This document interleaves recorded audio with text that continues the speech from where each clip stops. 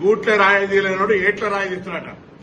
ఆంధ్రప్రదేశ్ ఉప ముఖ్యమంత్రిగా ఏమైనా చేయగలిగితే, ఏమైనా పీకగలిగితే అక్కడ చేయి.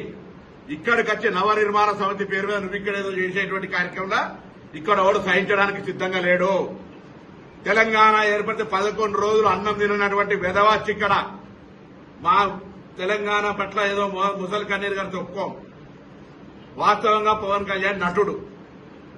అది విలన్ వేషమైనా, గుండా వేషమైనా, హీరో వేషమైనా, రౌడీజమైనా, ప్రేమించే విషయమైనా, ఎంతమందిని నిజ జీవితమా సినిమా జీవితమా ఎన్ని చేసినా దట్ ఈస్ యువర్ ఇండివిజువల్.